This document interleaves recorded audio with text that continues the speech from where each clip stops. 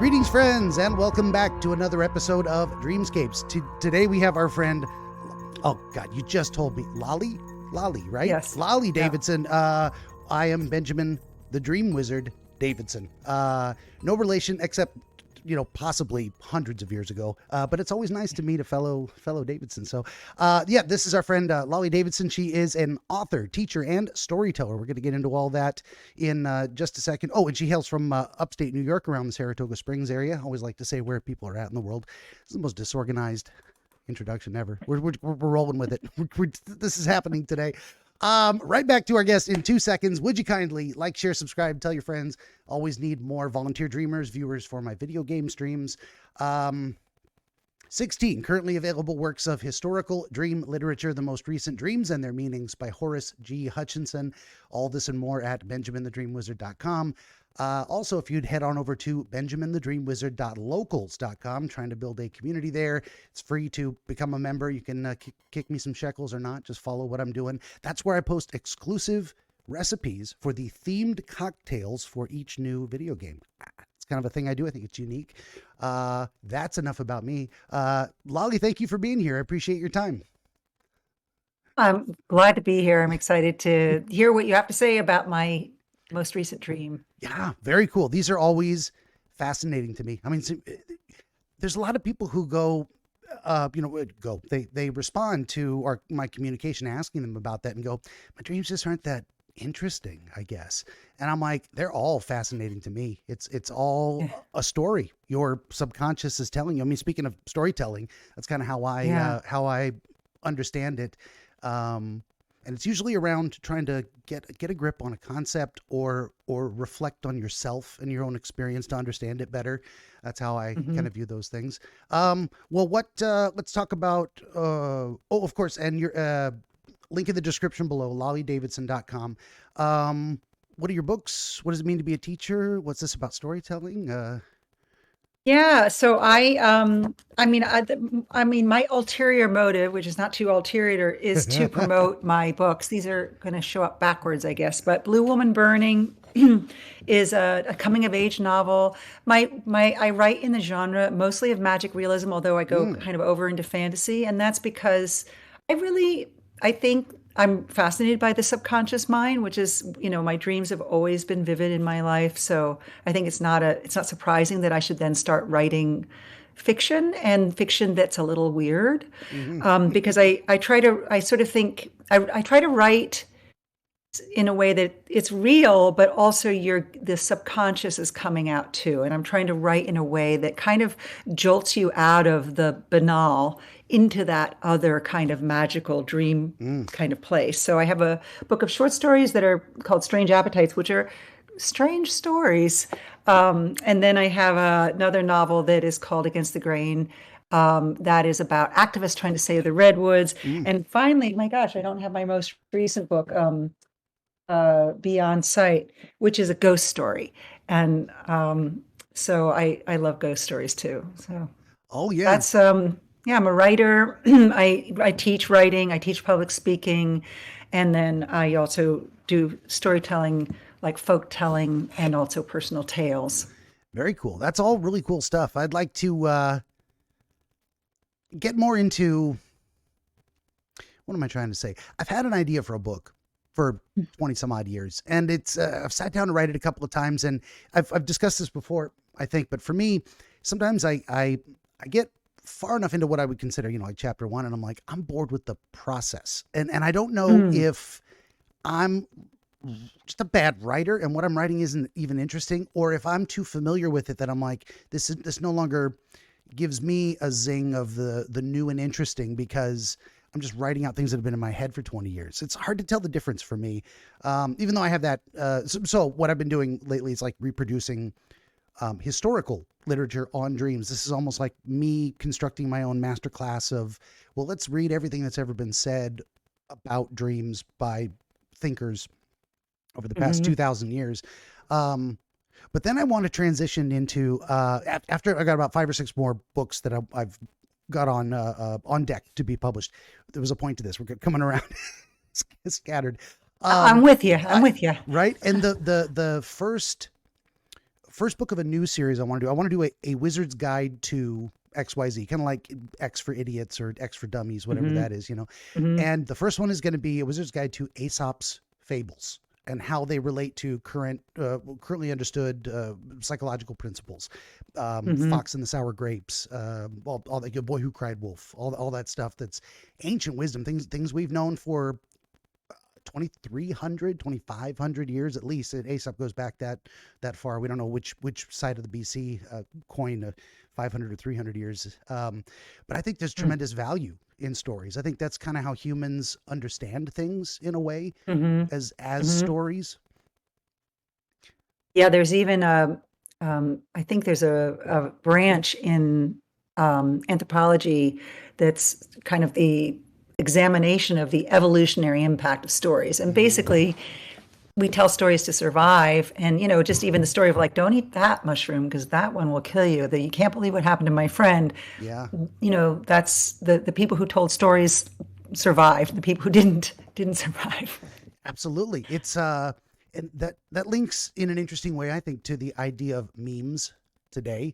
We Mm-hmm. have this as speaking of stories, like we tell each other stories about the world, and that's kind of how we communicate in a way. And a description of a thing or an idea is almost its own little unique story. It's I think of I think too much. I think all over the place, and I can't stop all day, all the time. It's hard to sleep sometimes. Uh, but a meme is described as a unit of cultural information. So we had that. Now that itself is a meme. The description of what the word means is the meme. Like a definition is a meme, Yeah. and it's a meme made of memes, made of other words that are also have their own definitions. And so I Mm-hmm. consider it like memes are what? How do I say it? Memes are the framework upon which our perception of reality hangs. In a way, it's like we have this these concepts. I was listening to a podcast recently. I don't remember. Someone was saying, you know, we don't have quite we don't quite see reality as it is. We see it as it is useful to us in a way. Oh, Um, yeah. yeah, there's something to, and a lot of people get confused with that idea, and they say it's something like, well, there is no objective reality. It's all perception. I'm like, not exactly. There has to be something to perceive, but then what parts of it are we perceiving? Like, we can't perceive everything all at once. Our brains aren't that big. It's not possible. So we have Right. to narrow our focus. And then when we narrow our focus, we're not seeing anything else around that focus because this is the mental bandwidth we have, and we can only move it around and focus on different things. I was going somewhere with that, but Right. I'll just throw that idea to you.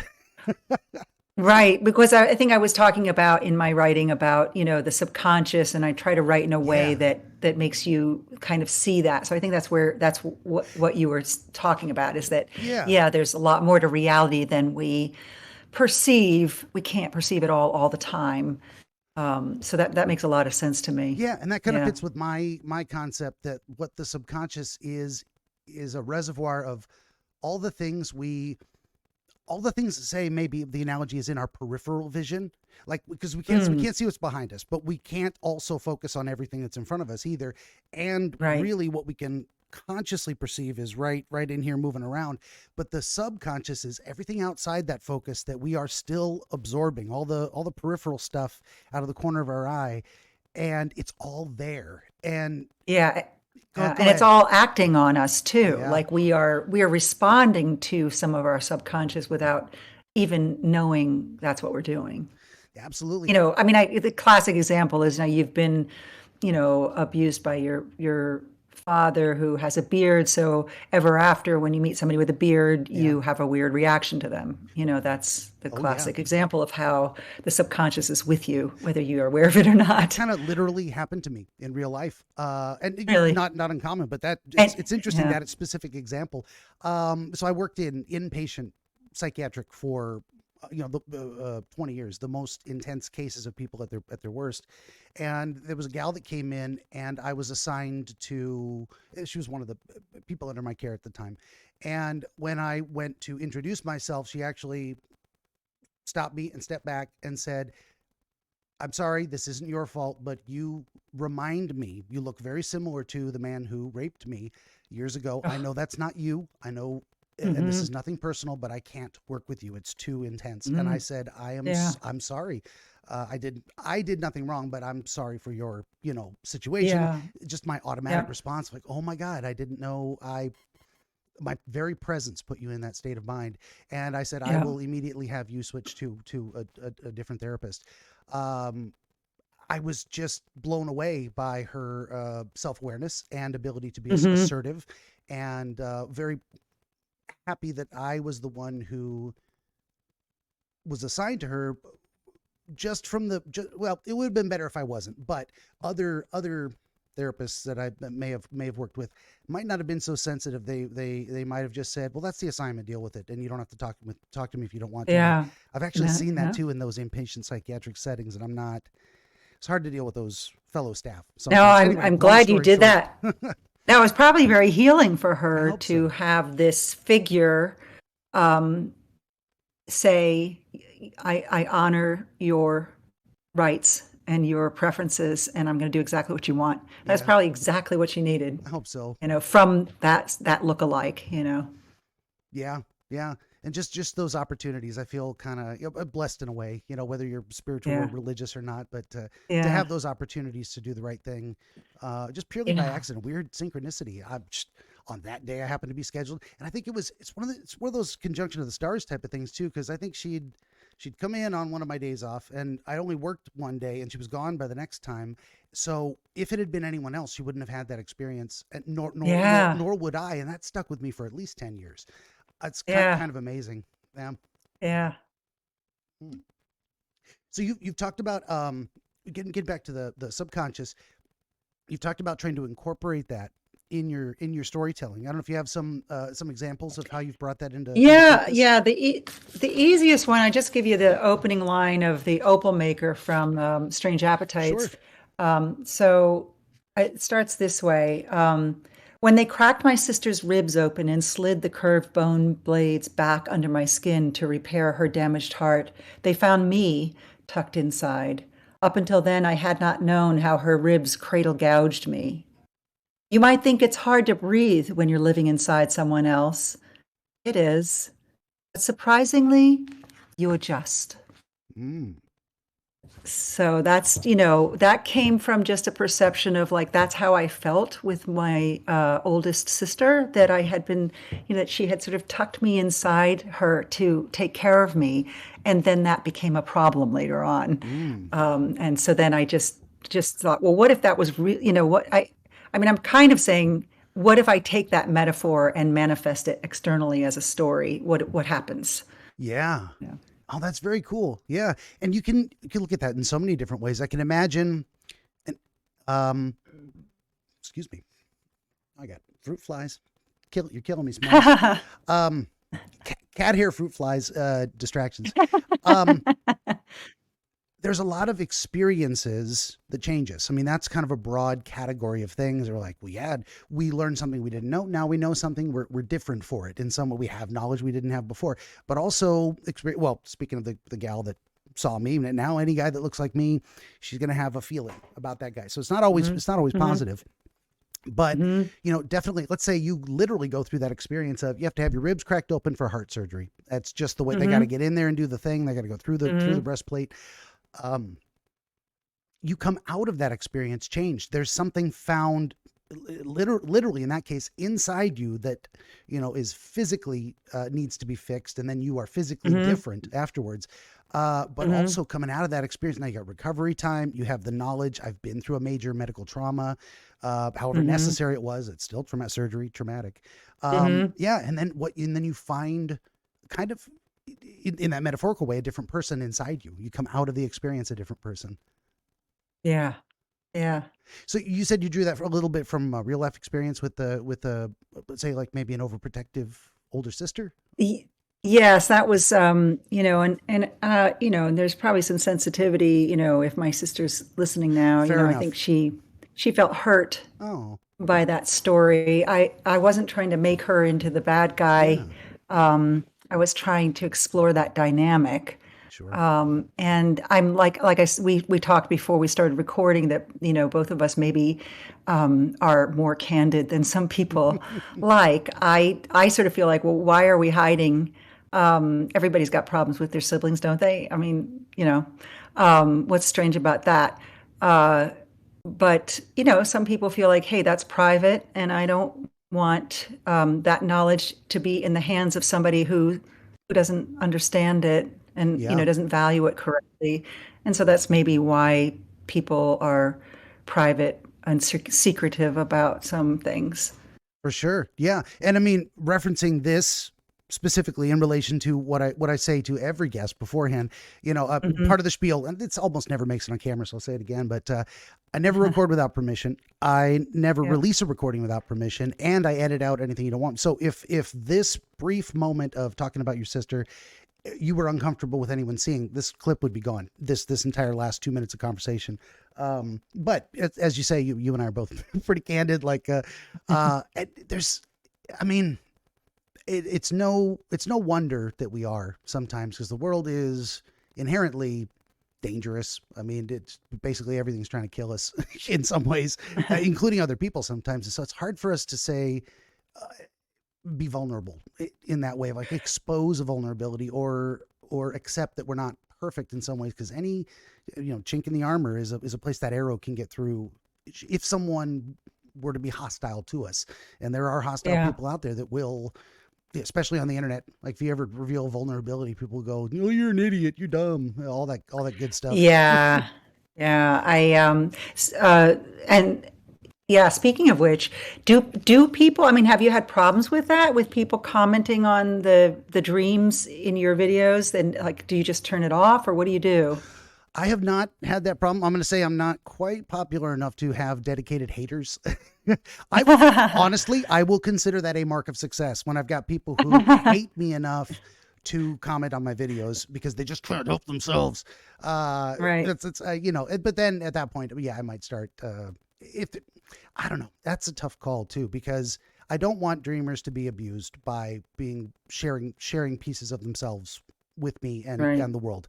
Hopefully everyone I talk to has a thick enough skin that they're, maybe the willingness to go on video and talk about their stuff. It means there's a little bit of a precondition of a thick skin to say I'm okay with Right. putting myself out there. Right. But Right. I don't know how honestly I'm going to handle it. I'm personally a very staunch, like, free speech advocate. I don't want to Hmm. censor anyone. I don't want that power. Personally, I don't want Right. to tell anyone what they can't say. I also don't like people just being mean for no damn reason. It's like, Yeah. what are you doing? So I might Yeah. take people that are not, assuming they're not, um, they don't have something of value to say. And hopefully that some things of value can come across as mean, but a lot of it's phrasing. But then there's also the flip side of it where it's concern trolling. Like, gee, I wish this person was smarter. Wouldn't it be great if they weren't so dumb? Like, that's not. I see what you're doing there. We're not playing that game. So I Yeah. don't know how I'm going to respond to it if people Yeah. are Yeah. really being mean in the comments. I Yeah. hope not. Hopefully anyone who's interested in this No. genre is. Hopefully I never get a dedicated core of haters. Right. We'll Right. see. Yeah. We'll see. Yeah. Mm. Yeah. I tend to see the world as, I mean, yes, there's danger and all of that, but if if I had to place a bet, I would say there's more good people than bad. Yeah. There's more people who want to make the world a better place than there are people who want to damage it. Um, and of course, that special category of people who think they're making the world a better place by damaging it. Yeah. And that's where the reality question, there's like, okay, no, but they're really, the tree does fall in the forest, whether you're there to hear it or not. It's true. And there are consequences for that. But anyway, it's interesting talking to you because you are clearly such an ethical person, and we share a lot of ethics, and yet we've never met. And I suspect that that's true across the world. Yeah. That I haven't met a it's lot just of that the people. negative. I was just going to say, Go ahead. I haven't met a lot of people that I've had interactions of duration with that are consistently jerks. It's Yeah. now either I don't attract those kind of people, or I don't pay attention to them, or I choose not to engage with them. But every now and again, say on Twitter, you'll have an opinion, and then someone will go, "You're dumb." I'm like, "Okay, have a nice day." I'm not Yeah, interested. exactly. I just Yeah. don't feed the trolls, so to speak. Right, Um, right. but yeah, it's just all kinds of places with that. What thing that came to my mind is it just went there. Dante's Inferno and the Mm, idea of the ninth lowest, whatever circle of hell being for betrayers. And there's something, and that I think speaks to the human. This is why I love storytelling. Like that's yeah. pure fiction, but it speaks to, I Yeah. think, real ideas. It's a weird thing where it's like, Yeah. it's the way I kind of view, so I'm not a Christian, but I view the biblical stories as like, maybe it never happened, but it is still true. Like it's giving an essence of truth to the story, like the boy who cried wolf. This is a real human phenomenon that does happen, even if it didn't never happen in this specific form historically. I think that's beside the point. Long story short, Dante's Inferno Yeah. coming around. Yeah. There's a special type of evil to betrayal, because you have, it's like it's a violation of one of the most, I think, sacred things we can have between us with another person, that trust, that kind of loyalty type of thing, where Hmm. I can, I believe, because of who I think you are, you will not take my tender heart and crush it. And then you do. Hmm. And then you do. Hmm. That betrayal was Hmm. like, that's, in my opinion, some of the worst evil in the world. And I understand why he put it at the very bottom, the lowest level Yeah. of the most wrong type of human behavior. Long story short, Yeah. that's my story. Yeah, and fraud is second. I Yeah. just looked it up because that lying is also one of the second worst thing you can do. So it's even after violence, interestingly enough. Yeah, yeah, and we might even put betrayal and fraud in the same category in a way, or actually maybe betrayal is a subset of fraud, because it is a Yeah, deception you're practicing on someone. right. I intentionally otherwise make myself look like perhaps a person you can trust, and I'm not, and I knew that before I did it. Even that is yeah, I put it as some of my highest unethical behaviors is force, fraud, and coercion. I Yeah, do not use force to get what I want from other people. I will not use fraud to deceive them to give me what I want, or yeah, coercion, threat of force. I'm right. like, all of these things are just right out the window for me. It's like I'm not, and that's in that, under that level of like control of others category. I don't want it. Yeah, I don't want it. I want you to yeah, listen to me because you think I have interesting things to say. You think what I have to say is beneficial to you, but I'm not going to twist your arm or threaten to twist your arm or right. manipulate you in any way. Like those things are just, yeah, I can't. It's Yeah, not who I am. yeah.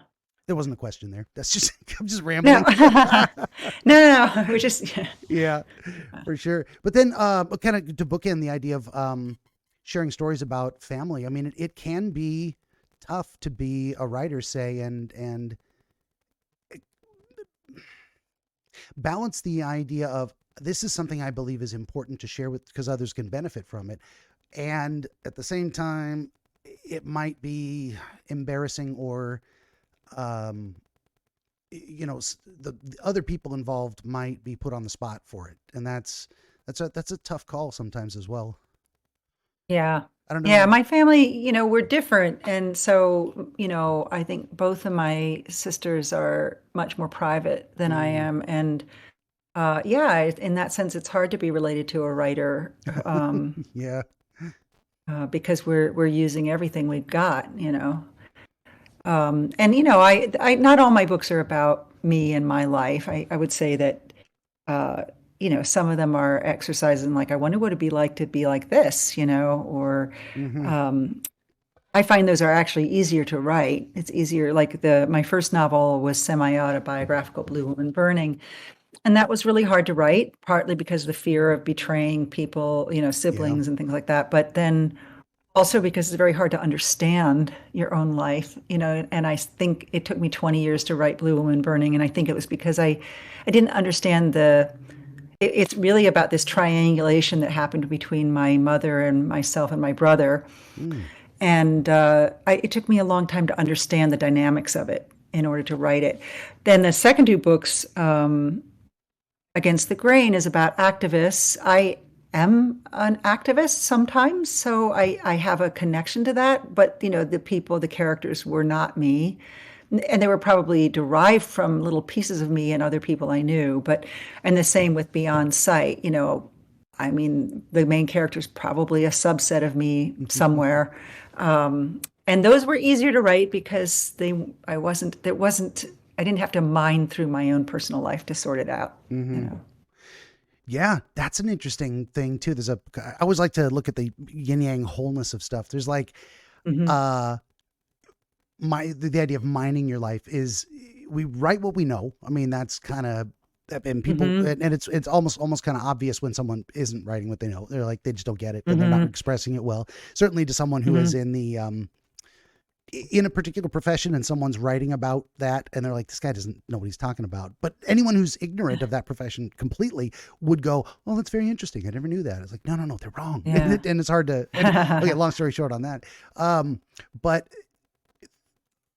where was I going with that? It's a tremendous reservoir of experience, say, to bring out, go, I know of this stuff. But then there's the other side of it, which is you don't want to only write about your own personal experience. You want to get out of your head and imagine what other Yeah. people are doing. That brings an interesting question. I had a discussion with someone the other day. So I do the video game streams, and in those we are often, it's a form of storytelling, interactive storytelling, I think, Hmm. and some of my favorite games are the games where you can make choices that affect the world. You can choose, I'm going to help this person or I'm going to hurt them. I'm going to be, I'm going to take advantage of them. We have a good and evil. Hmm. There, often people are offered that choice.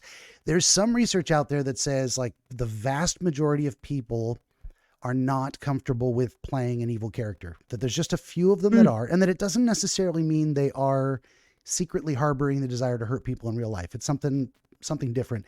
The classic example is that there's a game called Fallout. I don't remember which one it is, Fallout 3 or 4 or something like that. But in the very beginning of the game, there's a choice you can make to disarm a nuclear bomb or arm it and run away and watch a city get blown up and all the people in it. Mm. And there's an interesting phenomenon that most people reported. They saved the game, blew up the city just to see what would happen, then backed it up to the save and didn't blow it up. Decided to disarm it on the for real. That Hmm. most people were not comfortable even enacting fantasy harm upon the innocent, and that's kind of where I'm at. Wow. And, okay, so all of this Yeah. nested layers of stuff. So I was talking with a guy, Yeah. and he does a playthrough of the game. As the good, as let's follow the hero storyline. Now let's go back and play it again as the villain. And I'm like, I can't do that. I can't even bring myself to act that way towards fictional innocent persons. Imaginary. I just can't do it. I don't find it entertaining. I don't enjoy the feeling. And maybe for Right. them, there's and again, I don't want to cast that as evil necessarily. Yeah. Because No. in my estimation, having a thought experiment of that kind in your head, what if I were evil? What would an evil person do? You got to do that to Hmm. write an evil character in a story. Hmm. Imagine George Lucas couldn't conceive of Darth Vader. We just wouldn't have a good Right. story. I Right. threw a lot at you, and I don't even know if I had a point, but just the concepts involved. I'll let you run with it a bit. Yeah, no, what it makes me think of though is that, there's a lot of research pointing to the idea that we are born ethical. Mm. And yet I've also seen, research that says you have to teach empathy. But like little babies, like, they get upset if not just if you take their things away, but if you took things away from somebody else, they Yeah. perceive injustice before being taught about it. So, I mean, it does suggest that we're sort of wired to be ethical, and the reason we get into so much trouble, though, is how do you arrive at that? Like, I think most people agree you shouldn't go around killing people and hurting people, but then we have disagreements about, well, what should happen to somebody if they do that, Yeah. and then we get into arguments about that. But I think yeah, the thing that creeps me out the most is the concept of, when you talk about treachery, the concept of malice, Mm. of hurting people because you want to hurt people. And I suspect that that actually probably is a brain defect. There's something, as with people who are, what is it? It's not psychotic, but the ones that don't have a perception of right and wrong, sociopaths. Mm-hmm. You know, it's probably a brain defect, not a choice. And all sociopaths are not serial killers. Like there are clearly people who are sociopathic who choose to live ethically, even though they don't really get, it's more of an intellectual exercise than a emotional one. Yeah. But anyway, so yeah, I tend to think that doing the right thing is sort of, we want to do that, the right thing inherently. Maybe they, no, anyway, I also have ADHD, so I will go all over the place. So you have to watch me, but Please. No, that's fine. I just ramble until you have something to say. Yeah. Right. Everyone hears me talk every Yeah. week. So, They say though the difference between conservatives and progressives is that progressives believe in the inherent goodness of people, and conservatives believe in the inherent badness of people. interesting. Yeah. Yeah. is- So if yeah. you're inherently bad, you've got to have a lot of laws that make you act right. If you're inherently good, but it doesn't line up. It doesn't Yeah, quite line up. that's tough too. Well, speaking of that, so that's an interesting dichotomy. But so I very often think we need, no, I do genuinely believe we need a yin yang balance of progress and conservation, or progress and tradition, or progressive and conservative. It's judging the proper quantity. Like if you imagine that yin yang sign, and it's got the curvy teardrops that meet each other, if you draw a line across it, you can move that line up or down, and it'll have different quantities of each: light and dark, left and right, white and black. And sometimes we need that sliding scale. Sometimes it's right in the middle, 50-50. Sometimes it's a 60-40 or 90-10. In those type of things. So, and interesting is talking about the origin. So I've had, this is what my brain does. I've been thinking deeply and obsessively even about lots of philosophical things. That is suspected spam. Shut up. Calling me. Spam likely. It's suspected spam. It said this time. I'm like, okay, fair enough. For a long time, I shared that opinion. I think that, there's no such thing as evil so much as broken brains. And I kind of came around to the idea of, well, yes, but let's say it doesn't matter where it comes from necessarily. Evil is in the actions, or the nature of the thing, whatever the motivation was. If it was, it's more tragic if it's inborn, than if it's, say, a choice.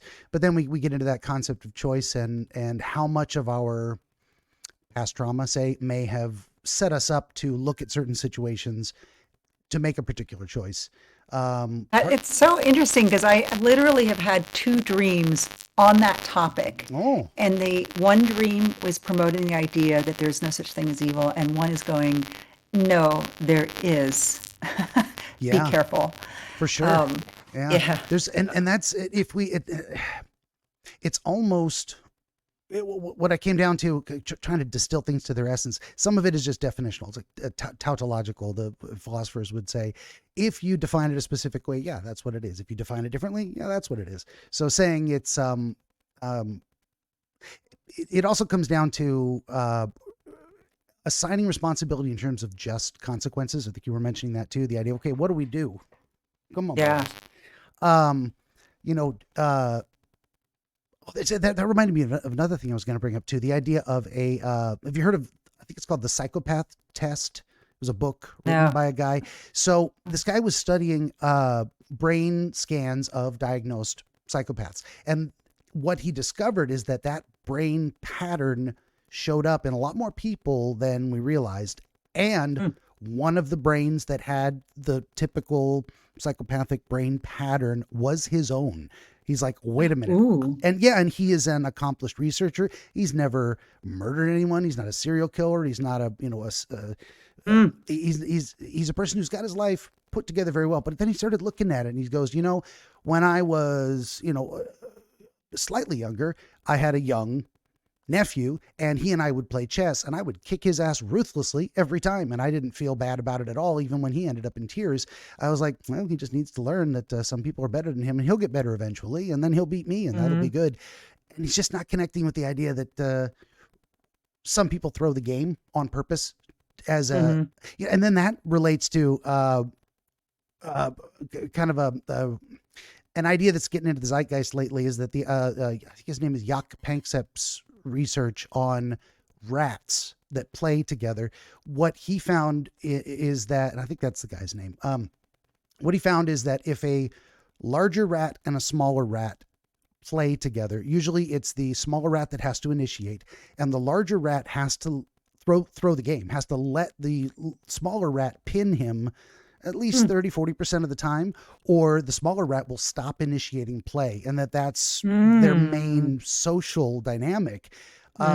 So it's very, very interesting thing there too. Is so the what almost definitionally what is psychopathy in that sense is not getting that social necessity in a way that you're going to be ostracized by perhaps a lot of weaker people relatively mentally or physically if you're not playing the game, if you're not being properly social, even if you never harm anyone actively, you never have any desire to do anything evil in that sense. You're just not.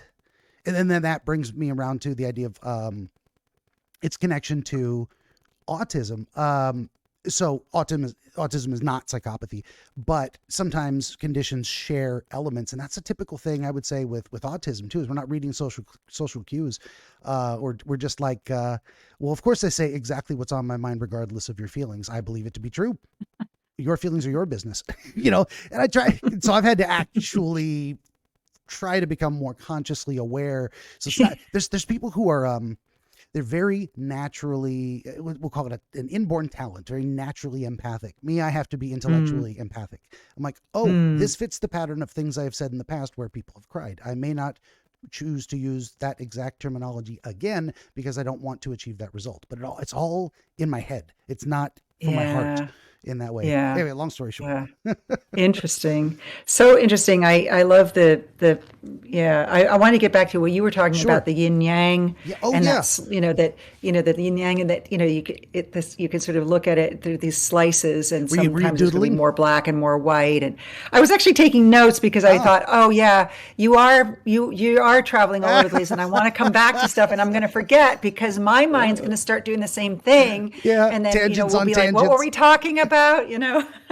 So, but there is a thread here, and this is what I found in ADHD is that you don't want to, yes, you've got to teach your mind to focus more, but you don't want to completely do that because it's a skill, it's a superpower, and it's the skill set is that ability to jump around quickly and make connections between large amounts of things, because of course we all know that everything's all connected.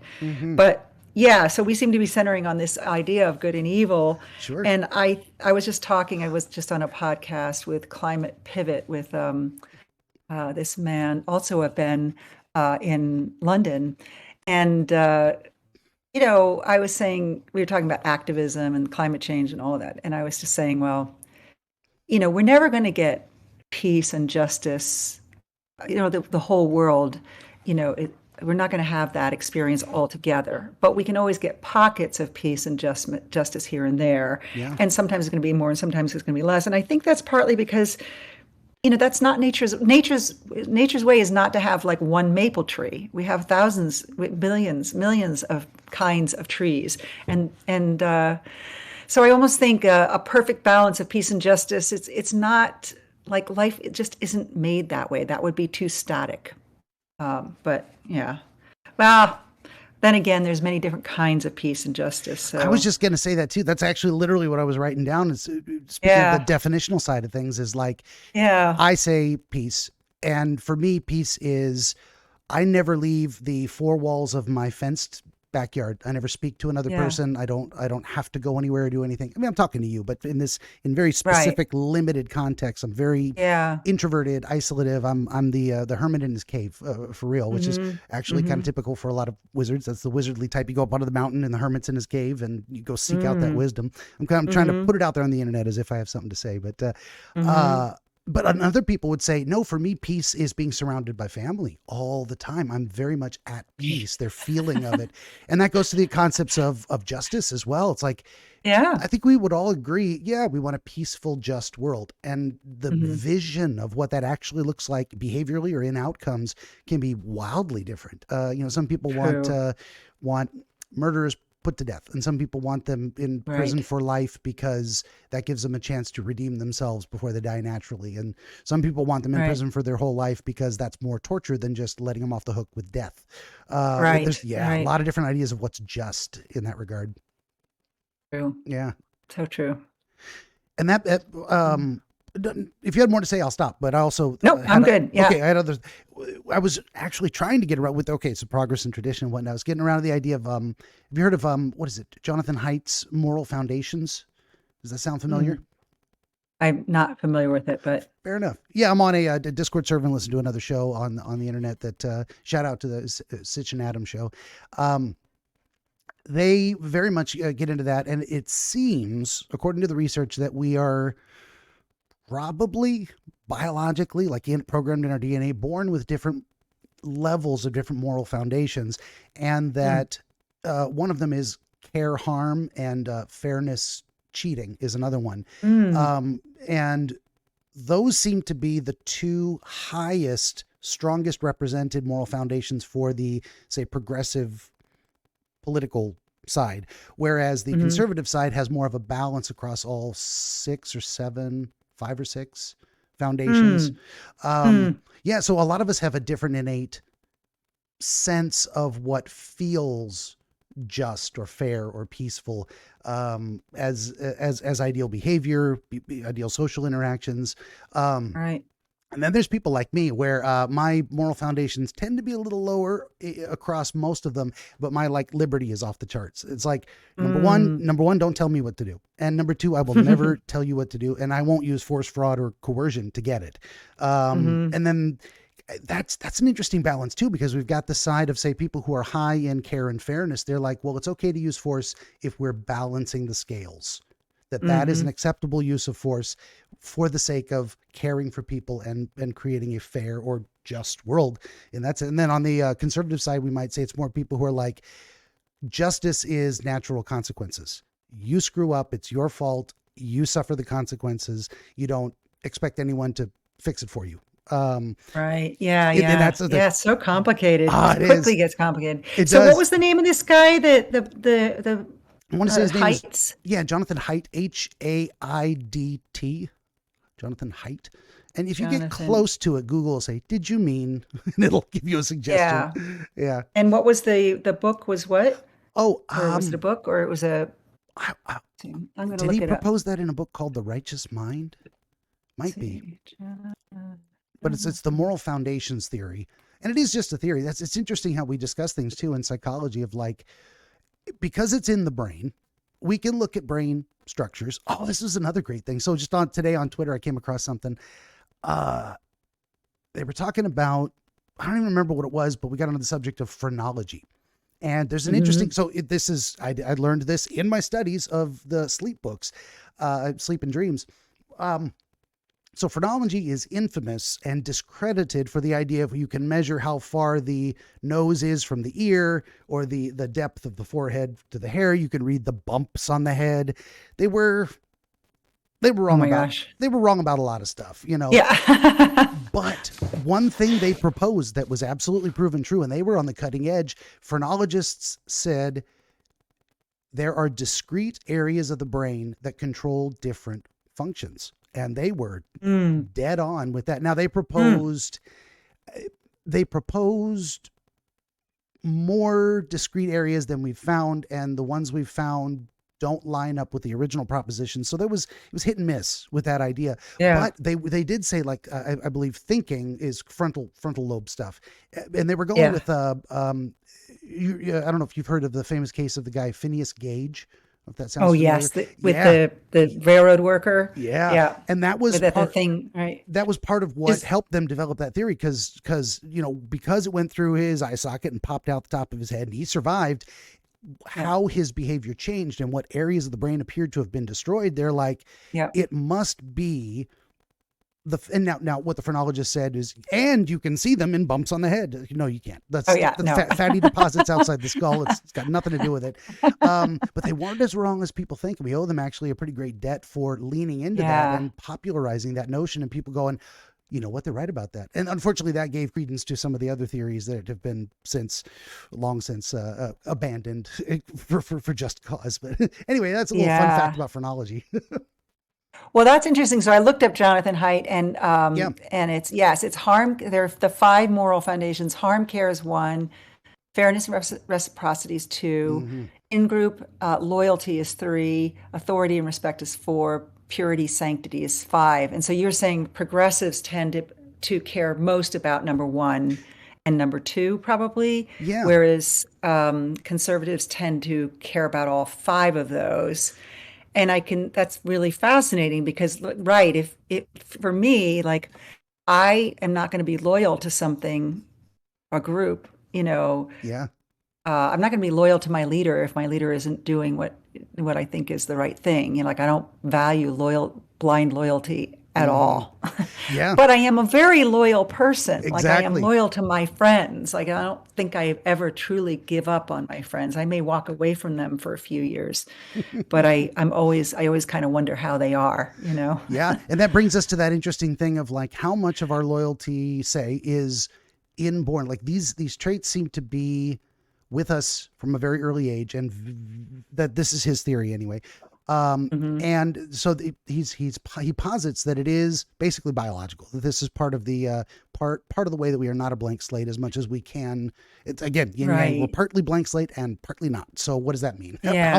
How much of each we Right. don't know? Nature nurture. Means we can choose to be good or bad, I think. I That's what think it so too. means. I think there is actual free Yeah. choice. Well, there's people who say there's no free will. It's all an illusion. We are biological machines. I'm like, I don't think so.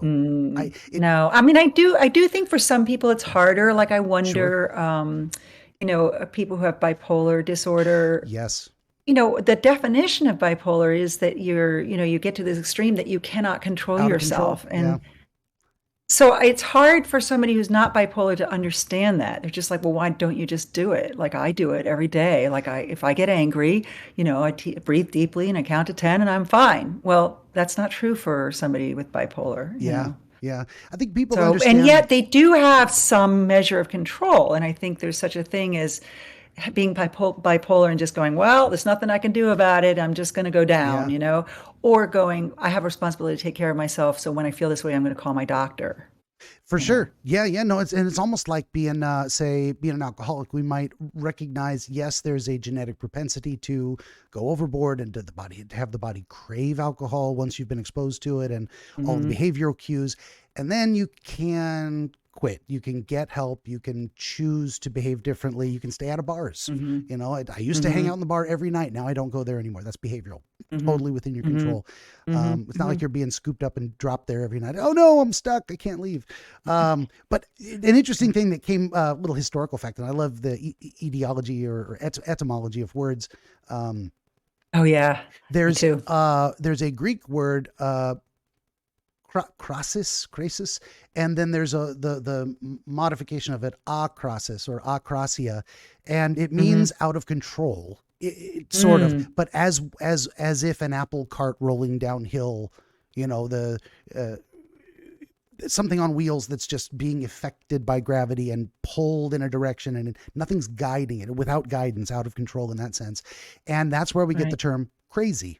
Akrasia is without control. To, Oh, to be crazy means to be out of control. And then it's be out of it's control. it's Yeah. it's got these what is it? A connotative things of derogation. It's like we call someone, oh, you're crazy, and they say, no, I have a mental illness. Right. Well, you go back to the meaning of the word, you're kind of out of control, and that's kind Yeah. of what it means to be crazy. Yeah. In that Yeah. sense. With it, see, and I'm the kind of guy who's like, with my neutral language, well, that's just what the word means, and I don't mean any insult by it. I call myself crazy sometimes. Yeah. But anyway, but then if someone goes, hey, that's insulting, I'm like, I'm sorry, that's not what I meant. I'll Right. rephrase it. That's perfectly fine. Right. Right. But I'll catch myself doing that kind of thing. So I love those Yeah. those original meanings, and I was going somewhere with that too. The idea of choices. Okay, so if we're Yeah. partly programmed and partly not, I think So it's true that we have cause and effect relationships with things, and that's kind of what psychology is predicated on, is we can trace things like childhood trauma, afraid of the guy with the beard, perfectly reasonable, cause and effect. No, but how much is which? And I think because it appears that we have free will, we have to act as if that is true.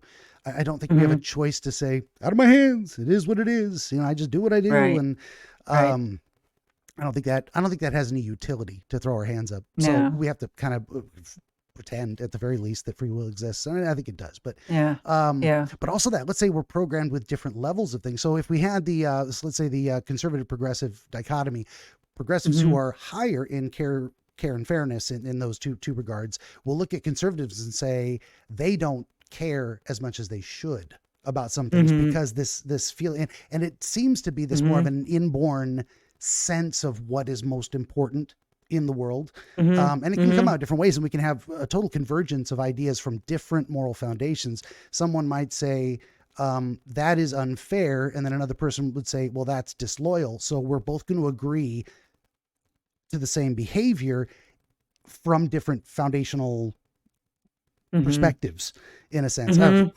don't think I'm explaining that very well, but it's interesting to look at the world that way too. Well, then, okay, so you read off the 5, I think, and then he had to go back and add a 6th because there's people like me where liberty and authority is kind of the dichotomy, and people like me are very high on that. It's like authority, respect, purity, sanctity.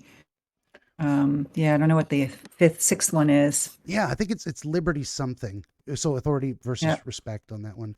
But then, okay, all of this, actually, this is where I was going. We were talking about the 9th level hell for betrayers and compared to loyalty. So if someone it's good to be loyal to people that are good to you, and that's in that reciprocity sense, which also touches on, was it fairness, reciprocity?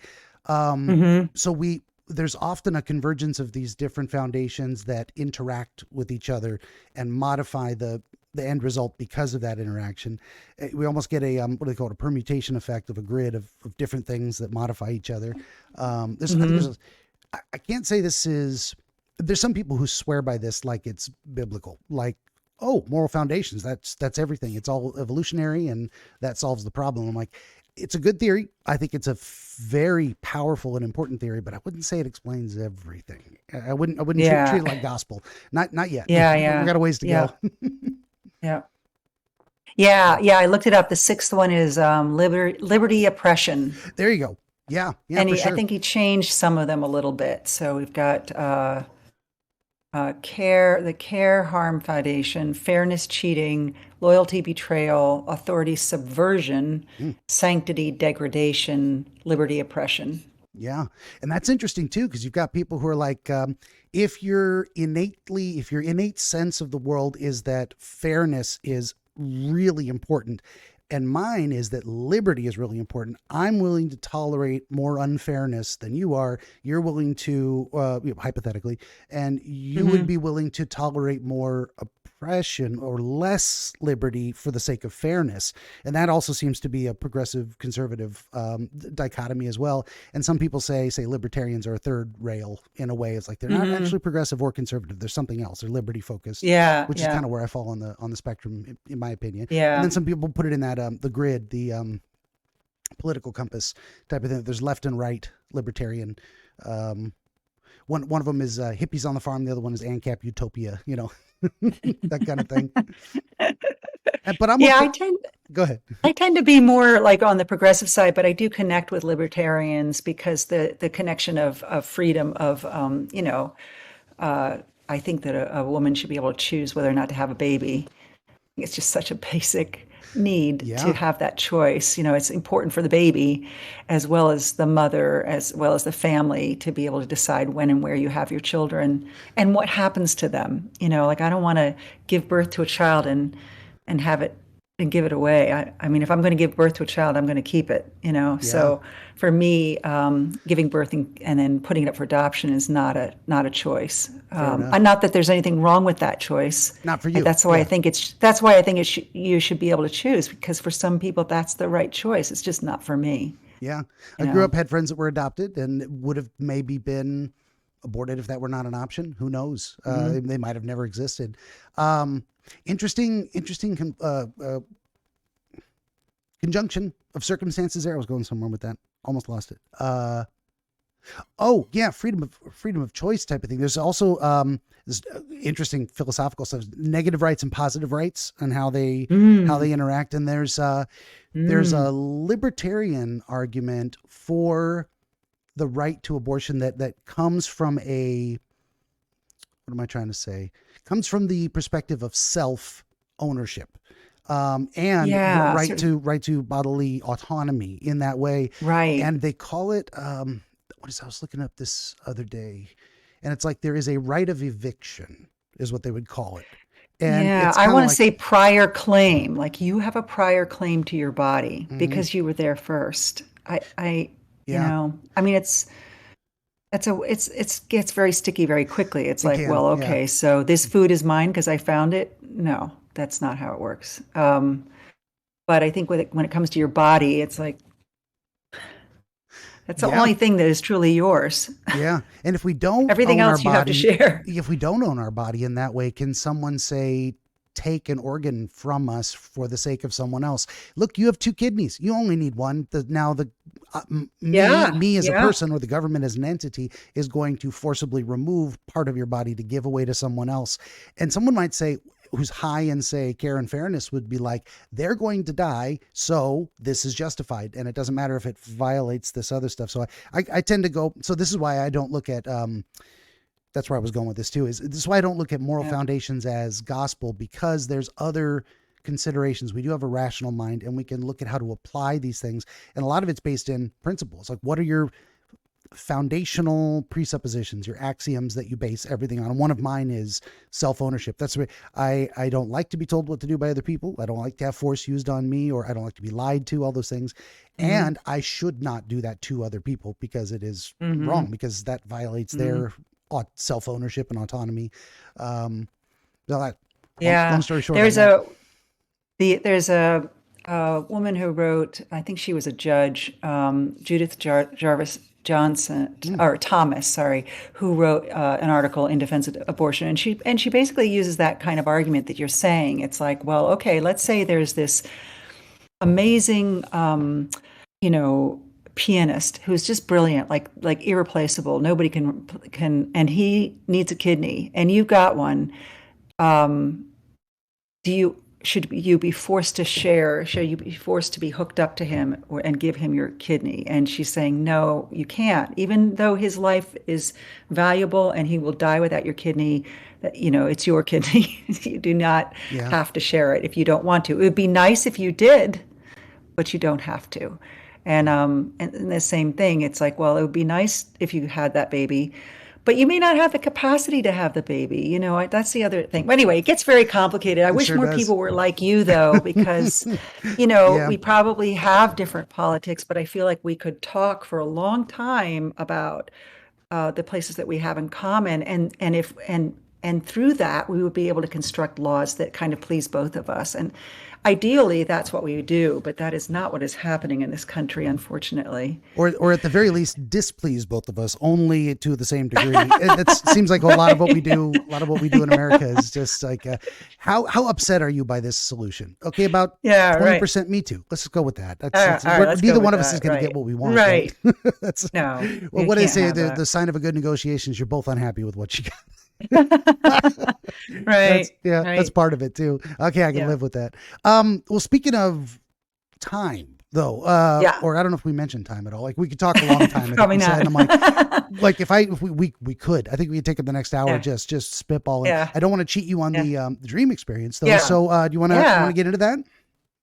Yes. All Yeah. Shall right. I just tell it to you? Yeah, that's how we do. I'm just going to make a little note of the time. Benjamin the Dream Wizard wants to help you pierce the veil of night and shine the light of understanding upon the mystery of dreams. Every episode of his Dreamscapes program features real dreamers gifted with rare insight into their nocturnal visions. New Dreamscapes episodes appear every week on YouTube, Rumble, Odyssey, and other video hosting platforms, as well as free audiobooks highlighting the psychological principles which inform our dream experience and much, much more. To join the Wizard as a guest, reach out across more than a dozen social media platforms and through the contact page at benjaminthedreamwizard.com, where you will also find the Wizard's growing catalog of historical dream literature, available on Amazon, featuring the wisdom and wonder of exploration into the world of dreams over the past 2,000 years. That's Benjamin the Dream Wizard on YouTube and at benjaminthedreamwizard.com. And as per usual, step one is I shut up and listen. Our friend's going to tell me your story and tell me the dream like a story, and we're going to see what we can make of it. So I'm ready when you are. Okay. Yeah, so I've always had this recurring dream or nightmare. And I don't know always, but it's been like at least 2 decades where I have some gum in my mouth and I'm chewing it and I want to spit it out and I can't. It's like stuck to my teeth. And so I'm usually in a public place. So I'm trying to kind of discreetly get it out of my mouth, but it's stuck to my teeth and I keep pulling it out. And you know how gum stretches. So it stretches in these long strings and I'm pulling and pulling and winding up the strings and wadding it up and then trying to throw it away without somebody noticing. And at a certain point, and it's endless. I cannot get to the bottom of it. There's like every time I think I've gotten it out, there's more. And sometimes it's worse than others in terms of like other people have seen that I'm wadding this stuff up and throwing it away. Sometimes that's not part of the anxiety at all. It's just that I can't get to the bottom of it. But, and then it's very messy and it's all over my hands. And so the one that I had recently, though, was worse. And maybe it was worse because I had just had a tooth extract. It was my first tooth extraction. In this one, I'm pulling and pulling the gum out. And then it starts to pull the lining of my mouth. So as I'm pulling the white strand out, there's a little bit of pink to it that I realize is my skin. And then I'm like kind of horrified because what do I do? Like if I can't cut it because then I'll be cutting the inside of my mouth. But ultimately I decide to go ahead and cut it just to get that part out. And then it starts to bleed. And then I'm like, I have this gummy, bloody mess in my mouth. And in the dream, I'm trying to explain to my husband, like, it's just so upsetting. I can't get it out. And now it's bleeding. And I was so upset that I started to talk in my sleep, at which point he woke me up. And I was just like, thank God, I'm like, I'm usually when he wakes me up, if I talk in my sleep, I'm like, yeah, I was dreaming. This one, it was like, it took me a moment. I just was like, oh, right, that was a dream. I'm so happy that was a dream. Oh, yeah. So that was the thing. So I was wondering what you thought about it. I have my own theories about why I keep having that, but I'd be curious what you think. Sure. Or if you've heard a version of this before. Oh, yeah. I want to say a couple of things about that. There are a classification of typical dreams that this would seem like it would kind of fall under. It's very mouth focused. Usually it's teeth falling out or other things being pulled from the mouth, hair in this sense, gum. So this is actually you going to get comfortable, buddy? He seems like he wanted to move. I don't know. This is actually a well-known genre of dreams. We might say it's the falling dream, the flying dream, the mouth focused, teeth falling out type of dream, the naked in public dream, which this is a very similar thing. You have elements of I'm in public and there's this embarrassment of being seen, pulling things, stretchy gum, but also the focus on the experience itself, which is just distressing enough, let alone being additionally embarrassed by it. So typically with, again, speaking of typical dreams, typical of recurring dreams specifically is that you've captured the essence of an idea in this kind of crystallized form. In your case, gum and endless quantities of sticky strands that I can't fully remove from me. And that is usually representative of some kind of a situation in your life, some situation that comes back periodically. And you return to that iconic imagery to say, okay, this is happening again. How do I deal with it this time? Or now that I've seen another instance of it, do I have enough data in my subconscious to properly understand what it is and what to do about it. And a lot of times I've been amazed by this. I can't tell you how many people report this as true, and I've personally experienced it with dreamers. If we nail down a good understanding and maybe even a likely way to address it, the dream itself might stop completely, or it changes form. Then again, there's some circumstances in life where you can't help but experience some of the same things over and over again. It's just that maybe the nature of it, you got to get up every morning and drink some water. I mean, you can't live without water. So if something's related to that, the dream might come back when water is a problem in the future. When I'm dehydrated. Dehydrated, exactly. Yeah. So I do want to know what you think, but not first. Otherwise, I think that's cheating for me. That's like, oh, sure. Tell me what your dream means. Aren't I great? I try not to do that, but we build a meaning together. And it's kind of fun to also to kind of, this what I call kind of like stump the wizard stuff, was how close can I get to what you think it means, and how much can I add to that if if I'm accurate? So we'll try to do that first. I'm glad you had a recent experience of this, because those are usually the best, and they're a little more, there's a little more to work with. Sometimes all we've got, you're moving again. You're moving again. There you go, buddy. Get comfy. Sometimes all we have is the pattern, and then, okay, well, let's analyze the pattern, but it's actually better. So, my process typically is, let's go through this. About how long ago would you say you had this particular dream where your husband had to wake you up? I want to say it was about a week ago. Okay.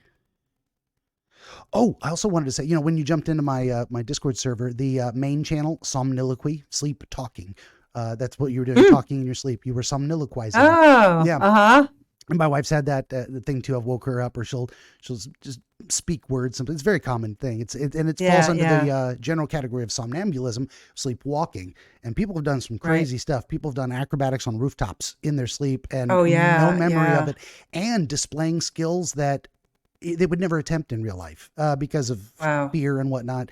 There was a guy, I think a guy shot a policeman and a horse while he was sleepwalking, and only got off because he was able to produce 50 people he knew who came in and said, this guy sleepwalks all the time. He's out of control. He doesn't know what he's doing. We'll lock up the guns next time he goes to bed. And they're like, okay, fine. I think the policeman and the horse lived, but who knows what he thought he was shooting, a highway robber, something like that. Right. Long story short, I'm all over the place. This most recent instance, do you have a sense of being in a particular setting? Were you in a mall? Were you in a public park? Were you in your bathroom when this mouth experience was happening? I don't remember the specifics of where I was, but it was some kind of public setting, but I couldn't be more specific about what kind. Were you, sitting, standing? Standing, walking around. There were waste baskets, so because I was trying to dispose of it, but more like residential kind of waste basket. So maybe, that's a clue. Like not the public kind that you would find, like a round, receptacle on the floor kind of waste basket. Like a smaller, lower, like one you would find in your house? Yes. Like in a bathroom? Yeah, almost? like one you would find in your house, not necessarily your bathroom. Okay. But it wasn't the, large public. And I think I know what you mean. The kind you find like in the park near the corner, and it's got like a big thing around the top, a little hole, and you try and get the trash in. Sometimes it's overflowing. Right. Interesting, but no other, any visuals at all other than little waste baskets you're trying to toss this into? Or any? Yeah, I'm sorry. Usually I have lots of details, and this one I don't. That's because okay. I was so literally wrapped up in the gum, Yeah. Well, and that's, you can never do this wrong. That is also, we might say diagnostic. We're kind of ruling stuff out too. So there's a very, it seems to be independent of setting. And setting is maybe not going to be a clue for us. So I also look at, well, what's not there sometimes speaks to what we're dealing with as well. If it was like, I always have this dream and I'm in a mall, in front of a Yeah. KB toy store, which I don't know if I haven't been in one of those since the 90s. Do they even exist anymore? I don't know. I don't know. Right? Yeah. KB toys. Yeah. That would say something specifically maybe to me about, okay, this is a dream about my childhood, because I haven't seen that store since I was like 16 years old or something. So maybe that's relevant. But for this one, it's a little bit disconnect, but the idea of trash cans, so the waste bins of like, there's a proper place to put this stuff. And you're also kind of cueing yourself that it's the idea of this is, it's not like you're saving a piece of gum and sticking it on your, on your bedpost overnight. That song, to save for later. It's very much garbage. You're trying to get like a sticky gummy. And I think the gumminess of it is like, it's something that's sticking to you that is not easy to remove in that sense. I don't think it's about gum in that, but gum is the stand-in it's for really the getting, concept. it's really getting in the way of my being able to communicate. Like there's some need for me to communicate something and I can't do it because I can't get this stuff out of my teeth. Yeah, that's what I was going to ask too. And now that was your sense at that moment, is like, I have something to say, but this gum is in the way, so it must be removed for that reason. Yeah. Okay. Did you have any sense of what you were trying to communicate, or just the act of communication itself? No, and I was trying to sort of think about, well, what had happened to me during the day. I just came out of a very busy month where I was launching a novel. I had been on several podcasts, and I was performing. I got back together with these two women that I do storytelling with, and we did some performing. And then I also had to do a memorial for my mother, who died a year ago, who was 99. So, it's, we got to see her out in a good way. So it was a good event. But, getting back together with my family. And then right after I kind of finished all that stuff, then I had a tooth extracted. So, and I took the day off. So it was like 2 days later that I had this dream. And so I feel like it could be related to sort of any one of those things, to family, to the writing, to getting back together with these two storytellers performing. I don't know.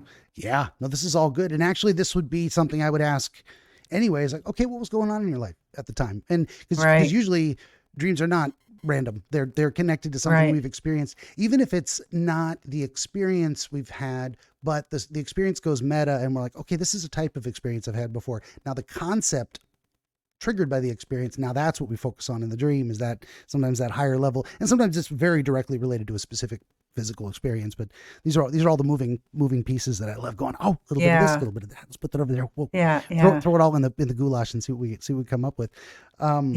I think you struck on a very important word, communication. I mean, it's very typical expression in a sense. Like humans, most of us were very verbal.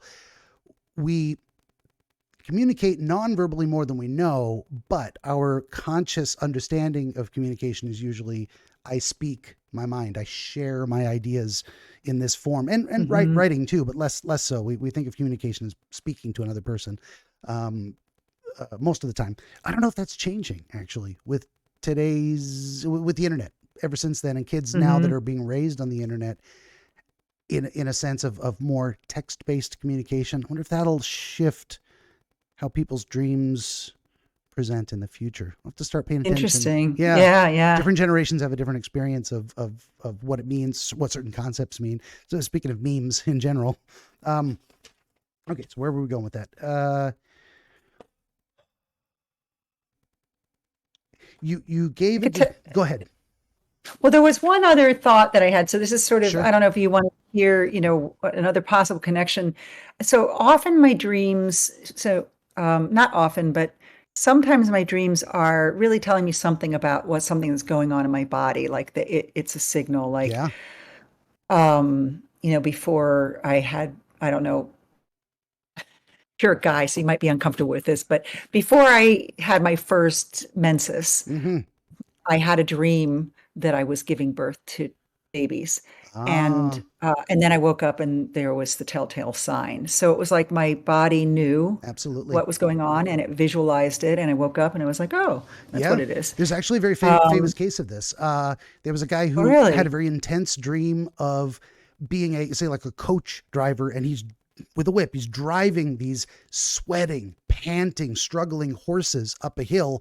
He shares this with his physician, and he gets checked out for heart problems. And he has a heart problem. His heart was struggling to pump blood around his body, and it came out in the dream. Very common. This goes back 2,000 years to Galen of Pergamon, I think, in the Greek or Roman era, and he would use dreams diagnostically to find out people's problems and then prescribe based on that. So there, we've almost in some ways too far separated, like the medical and the metaphysical. Like I think we need to bring that back together in some ways to get that holistic thing. But that's a tangent, but all on its own.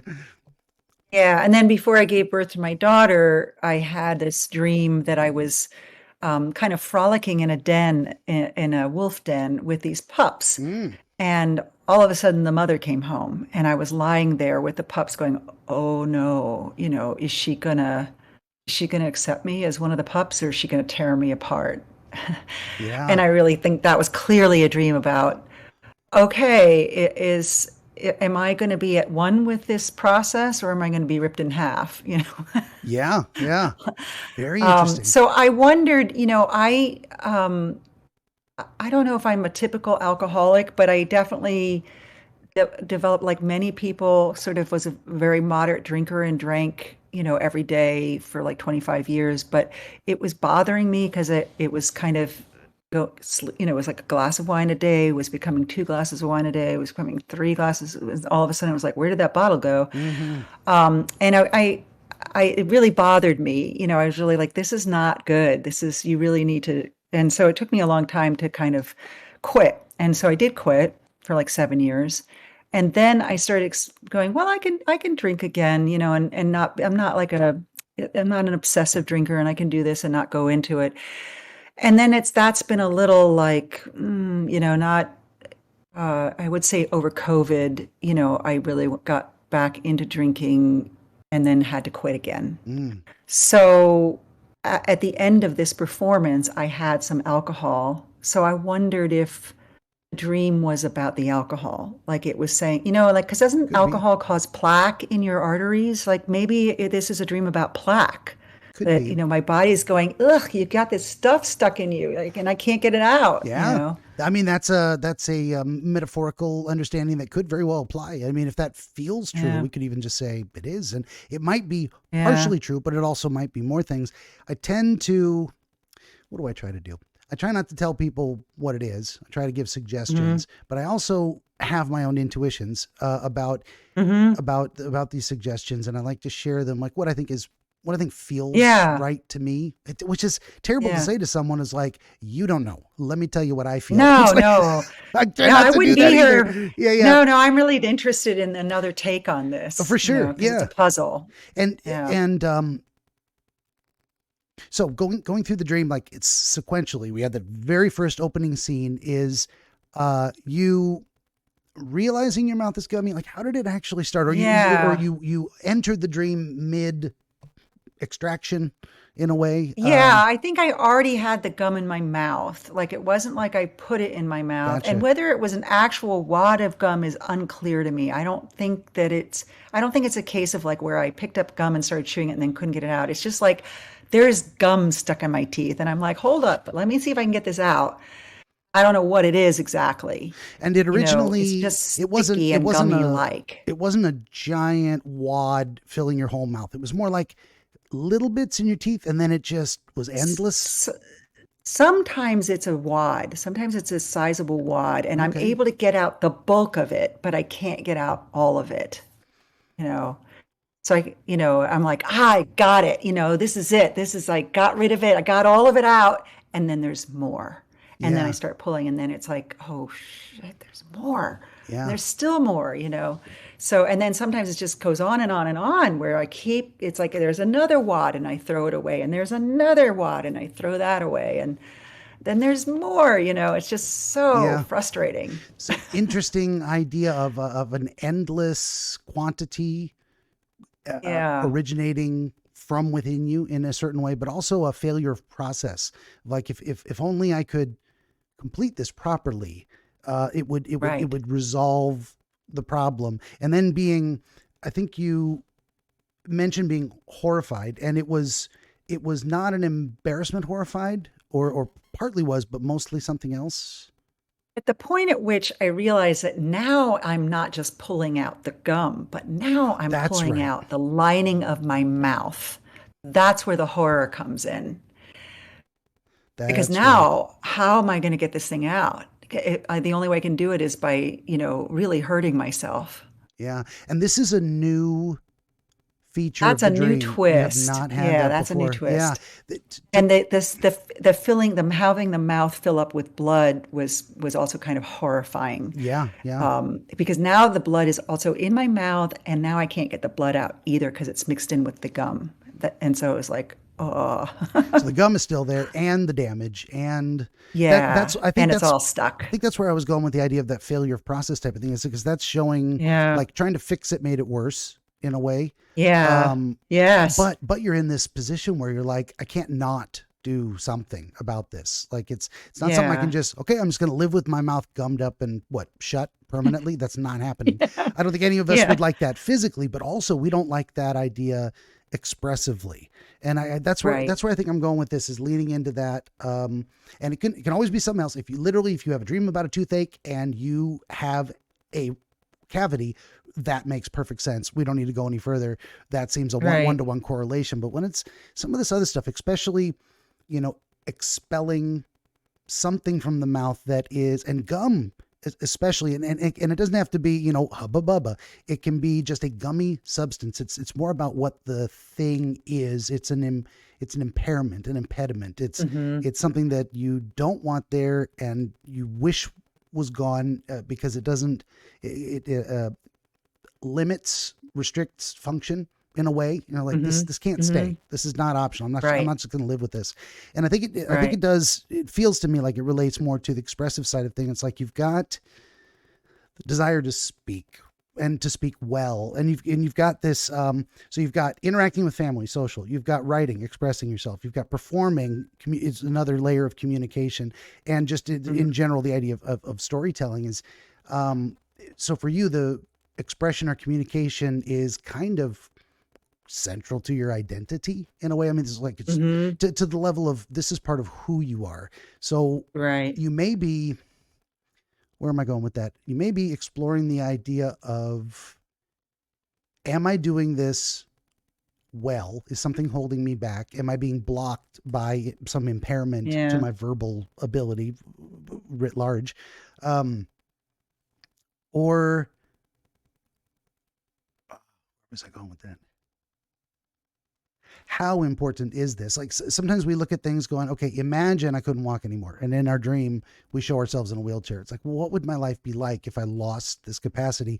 And I don't know that this is quite that kind of exploration. I lean more towards the idea of the impairment. Where am I going with that? The idea that maybe you wish you could do what you do better than you do currently, or that you feel Hmm. something might be holding you back, or when you feel like something's holding you back, or you don't have the ability or opportunity to express yourself as fully as you'd like. um you return to this kind of iconic representation of, it's as if I've got something inside of me, this expression I want to get out. And I don't, it's tough too, because the gum is, it's something you don't want there.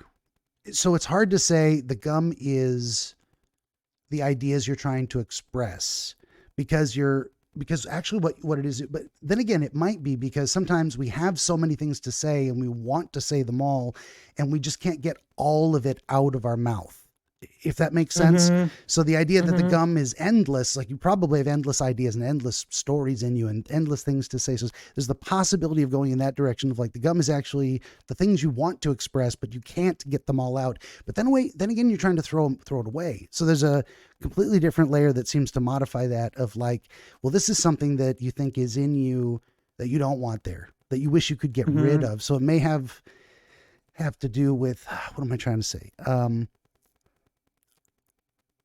Verbal tics is sometimes a way, like people who say like or all the time. They're like, God, I wish I could just stop saying that. Like Mm-hmm. you know what I mean? Like Mm-hmm. yeah. So okay, I want to stop there. Just let you kind of react to some of those ideas. I threw a lot at you, and I'm not sure which direction to go with some of it. Yeah, I mean, as you were talking, a couple of thoughts occurred to me. Hmm. One was, isn't there expression about some things getting caught in your teeth? Isn't there There's a stuck in your craw. you suck in your craw, or you win by the skin of your teeth, or you lost by the skin of your teeth, or yeah. So I was wondering about, like, because sometimes my dreams do that too. Like they'll take a pun. I have a brain that Oh sort of yeah, naturally that's punning. very common. So Dreams love maybe it's puns. some, yeah, maybe it's some kind of pun. And then I also thought it's interesting that I keep coming on gum because, of course, our teeth are embedded in gums. Yeah. Oh, I didn't see that. Yeah. So why, I'm trying to get rid of this gum that doesn't belong, and some part of me is going, yeah, but actually it is part of you, It is and stuck to that, you to the point that you're pulling out pieces of yourself like, I'm going to with damage it. myself. And Yeah. that reminds me of a series of recurring dreams that I had uh, when I was just entering adolescence, and it was about these men who were identical, except one was good and one was bad, and they were Mm. fighting to the death. And I thought I wanted the good one to win, but as they were fighting and as the good one was killing the bad one, I realized that I was in love with the bad one. Ah. And I later came to understand that that had to do with a kind of a, I was a very moral kid and I wanted to be good. I wanted to be perfect. And some part of me was saying, do not try to kill your bad self because that's you. Like, don't let this perfect version of you kill the real version of you, Yeah. because the real version, you love that version. So suddenly, like, as we're talking, I'm like, oh, is this a new version of that dream where I'm trying to get rid of some part of me that my body's saying, no, you keep this. Yeah. Definitely. I would And I what would is that? I would say it's absolutely related. If we're talking about something and the more we look at it from different angles, it's almost like if you visualize like a neon light goes zing, here's what it's connected to, and it shows you that other thing going. It's like how do we get these associations in our mind? I think it's because it is connected. If it inspired that thought, Yeah, it's definitely related on some level, even if it's just a similar category of type of thing. right, And right. no, but I would say because it is your understanding of what you've been showing yourself this whole time has definitely changed. We know that from the dream experience itself. You get to the point where you finally understand the gum is actually generated by you in a way that is attached to your flesh and inseparable Right. from you. And Or and if I keep trying to pull it out, I'm going to injure myself. yeah, or that the process you've recently attempted to use is causing more harm than good, or is going to get yourself hurt in a way. Right. Yeah. Yeah. So Yes. it's Failure of process. That that resonated. resonates a little bit better. Yeah. Yeah. And there may be what I don't want to say is that you're showing yourself, see, look, how wrong you are. Like the gum may need to come out. It may actually represent something that you don't want in you that's an impediment. Like I'm kind of Right. leaning in that direction but it is something that is also coming from within you. It's not, you weren't, you didn't get stuck on a giant piece of flypaper on the floor and now you can't get off Right. of it. That's an external type of threat. There's something Right. in you, in your communication process. Inside me. Yeah. Yep. That's, reminds a thought that came to my mind a little bit ago was the idea of a mush mouth. And it's a funny way we talk about, but people don't talk very clearly and they're Yeah. mumble and they're just not, they may be brilliant, but they're not speaking clearly, not enunciating. They're Hmm. not getting their point across. So there's some people who have described in their dreams teeth falling out as they're trying to talk, and it's making their words garbled. And like that's Mm. definitely communication related. It's like, okay, so Hmm. what's your communication difficulties? Um, but as I was saying, to have this come up with after your experience with family, especially promoting a book like podcast style, you're like, I'm on the spot to speak well, even if we let ourselves off the hook a little bit. I'm just going to ramble, and that's the way it is. I'm putting this whole video up unedited. I don't care how stupid I look. This is all. I think people like the long form, real conversations, even if you're goofy. I think honestly, but also I'm lazy. I'm not going to edit it. Screw it. So there is that aspect of it. And I always wish I speak. Well, if I go back and listen to these things, I have new ideas. Like, why didn't I share that? Why didn't I think of that at the time? You can't think of everything. I do my best. And hopefully next time I will remember that kind of thing.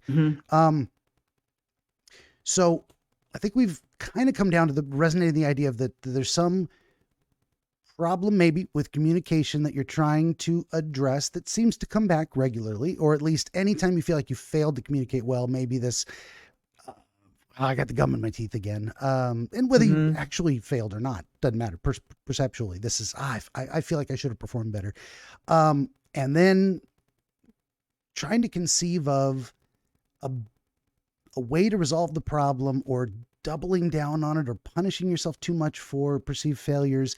You get to this point of like, hey, don't hurt yourself, because now it's going to make it worse. Now you got gum and blood in your mouth. Like if you double down on the wrong solution, it's going to make everything worse. And then what is that wrong solution? I don't know if you had an experience in that period of time where something went wrong with stage performance. There was some some drama. Mistakes were made, as they say. Gotcha.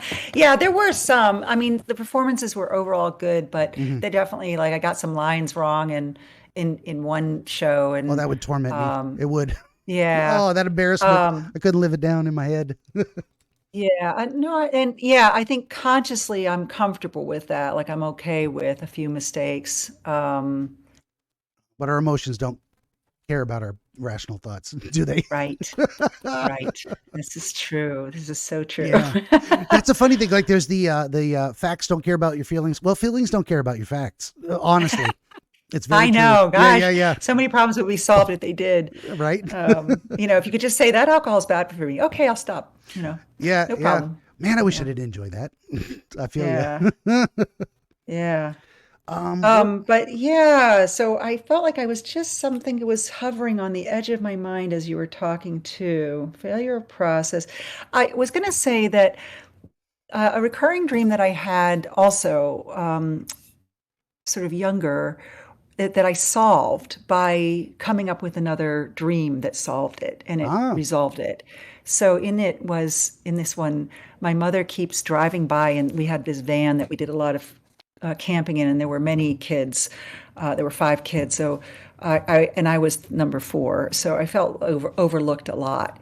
And so in the dream, she's driving down the road, and I'm on the sidewalk, and I'm like, "Mom, hey, it's me." And she literally doesn't see left me, behind and left out. and she keeps, and I was literally left behind at a gas station. Oh, geez. When I was 4, and it was pretty upsetting. Oh yeah. And okay, 12 so I would have kids, this maybe dream. 5. No, you can count to 5. You got 5 fingers. Yeah. So over and over and over, I'd have this dream, and finally, I had a dream where this big mouse came up. He was like a not a Mickey Mouse, but a mouse that was like 3 feet tall, and he came up on this little speed car. And my brother and I used to watch Speed Racer, so he comes up on this little speedy car, and he's like, "Is that your mom?" And I was like, "Yeah." And he says, "Hop on," and he rides me up to the car, and I'm able to get in, and I never had that dream again. Wow. So I tried in this one, when I woke up and I was so upset, I tried. I thought, okay, obviously we can't get rid of it that way. So I sort of imagined that this, goddess comes down with a wand, and that the gum sort of turns into mercury, and it all just goes into her wand, and she pulls it out and goes away. And I don't know if that will solve my problem. You'll have to talk to me in 10 years, see if I have this dream again. Right, because they can go away for a long time and then come back years later. Yeah. One feature of the dream was at the very end of it, you went looking for your husband. It says what I wrote down was, I'm trying to explain it to my husband. How did that transition happen? And okay, a lot of things I don't see that might be relevant. Did your environment change when you went to cut the gum out? And what was the tool you were using to try to cut the gum out? Was it a kitchen knife? Was it a pair of I think scissors? it was scissors. I Scissors. think it was scissors. And no, I don't recall the environment changing. But I was having trouble convincing him that this was really a bad thing. Like he was kind of Mm. like, don't worry And about that it. was And I'm like, after you no. were after you had cut yourself as a After part of the I'd cut it and process. my mouth is full of blood, and I'm like, I'm trying really so hard to explain to him, like I'm trying to put it into words. This is why this is so upsetting, that's why I began to speak in my sleep. And that Yeah. happens to me a lot too, where if I try really hard to say something or to express something, I often will wake myself up with the effort of speaking. Yeah, there's an just a small tangent that I'm certainly going Yeah. to come back to this. There's an experience called a hypnagogic jerk, which I think most of us Mm. have experienced as soon as I describe what it is. Like a lot of people don't know Hmm. the word, but you're laying in bed, you're comfy, you're falling asleep, and all of a sudden you feel like you're falling, and you jerk Yeah. yourself, and like that, it's a jerk as in a physical motion. Hypnagogic means as you're falling asleep. So hypnos, sleep, Yeah. gogos, to moving towards sleep or leading towards. Um, Long story short, I love etymology too much. Yeah. Yeah, me Um, too. but that's a great phenomenon, and I think that's very similar to what happens as sometimes as people are coming out. We have hypnagogic hallucinations sometimes. A great way to explain that is like you're laying in bed, everything's peaceful and quiet, you're calm, you're comfy, and you hear your name being called from the other room. Like that freaks me the hell out. And it's just some environmental stimuli, and it's close Hmm. enough to the pitch of a human voice, and it could just be it's cold outside and Mm. the house is settling in the cold, Mm. the wood's Hmm. contracting, and we're Hmm. we're primed. The most common word we hear for years and years is our name. No one says other words to us more sometimes as we're Right. younger, Right. and the thing we love to hear the most sometimes. So anyway, there's that illusion of there's no ghost in your house. Well, I don't know what you believe. Maybe you think there is, but that's But typically what's it called? What's that called? hypnagogic Oh, hallucination. okay. Hallucination. I know somebody who had exactly that, so I'll have to tell her. She will And be disappointed. oh well, She yeah. liked the idea of it being a ghost. Well, you never know. I'm not going to rule it out. Right, right. I cannot tell you it was or was not, but I can say that we do have a psychological explanation for it that doesn't rely on Hmm. the supernatural. Even though I think Yeah. that's here's my thing. Okay, this is way off, but it's fun too. Yeah. I am happy never knowing whether ghosts, vampires, and werewolves, aliens exist because I would need to meet one face to face personally to believe it, and I hope that never happens. I'm perfectly fine with that. Yeah. It's okay if I never know. Yeah. So have you gone looking for your husband in a previous dream to solve your situation? Or is this the first time that happened, as far as you know? Hmm. I think I've gone to him before. Okay. I can't think of any specific Sure, incidences. but it feels familiar. That's fine. You Yeah. don't have to have a Yeah. proof of that it happened. Um, Yeah. okay, because that would have been uh, it would have made sense if it had never happened before, and but it doesn't mean that it's not relevant. Because of Hmm. course you've kicked it up a notch. Now I'm bleeding. Now I just can't. Not only can I not get the gum out, now I've got physical damage, and the real the problem's escalated in that sense. Hmm. But I would imagine that it's not surprising to say, turn to him as like, I've got a real problem. I'm going to go to the person closest to me that I can rely on the most, who's my Hmm. strongest advocate and best, Hmm. my life partner. There's Hmm. no surprise that that's someone you would turn to. And sometimes it could be a Hmm. best friend, or it could be your mom. It doesn't matter who you're closest to, but that would be the person you would go to first. Say the first person Right. you need help. What do I do? Go to my husband. Done. The first thing that pops Right. into your head. So for this one, and what you're doing is as you're trying to express it to him, do you have blood or gum coming out of your mouth, or you're trying to talk while you're holding it in? I'm holding it in. Yeah. Okay. That would be a very different experience to have it be easily visible. Like you wouldn't need to explain Yeah. it so hard if you had blood dripping from your mouth Right. and this long stringy gum, and you're like, this is a problem. Please, try to help me. Right. But you've actually hidden it from him visually in your dreams. Like Yeah. he actually can't see. You have to communicate. You have to tell him verbally, because he can't actually see it for himself. And so he's actually responding to you, like it isn't as big a problem as you think it is kind Yeah. of where it's coming from. This, Yes. go ahead. Well, yeah, yeah, it strikes me too that yeah, certainly always had this insecurity around my writing. Um so maybe this is about like I have this insecurity, I'm trying to Okay. pull the insecurity out. He Could be. doesn't Yeah. understand why I have the insecurity, why I can't just get rid of it either, or he doesn't see the problem, why it's such a big problem. But that's partly because I'm holding it in. Yeah. So I don't know. I'm not fully he, it, allowing my problem to be seen in a way. Right. Yeah, and that would be a different experience of like, well, you swallowed and it was at that moment that it just happened to be going down your throat rather than visibly. And you're like, wait, this is a problem and you can't see it, but it's more like Right. that feeling of holding it in. Um, it's very, and this is where things sometimes get too personal or whatever. And if I ask questions you don't want to answer, or we can always cut stuff out, of Yeah. course, Uh-huh. but it depends on your relationship with your husband. Sometimes even the people that love us the most, and God, they're there for us 110%, but we have different perceptions of reality in some ways. Like, I don't see what you see, and that's okay. We're different people. And Yeah. it's not meant to be invalidating of your perspective. It's more like, if you ask my honest opinion, no, I don't see it. I mean, I don't know what you want from me, Yeah. in that regard. So so you might feel a certain way and he might say, I believe you feel that way. I don't see you experiencing that problem. I don't, Mm-hmm. I don't perceive you the way you perceive yourself. And that's just an Mm-hmm. honest expression. I don't know if that resonates with anything or if that's too personal or like, I don't want to dig up Yeah, no, I his, think that's true of our lives. Like um, he thinks that I'm very talented and very smart and that what I do is good um and he thinks I'm too hard on myself. mm, And and you're like, don't you understand? That's my process. That's why I'm able to yeah, succeed. right. I know I feel that Right. 100%. I Yeah. have very high Yeah. standards for myself and I never meet them. And I've had to learn Yeah. to be okay. I've learned to be okay with that. that's, Yeah. that's Yeah. a, Maybe that's really what it's about is that, the doubt that I have about communication is necessary because it's what propels me to keep trying. yeah.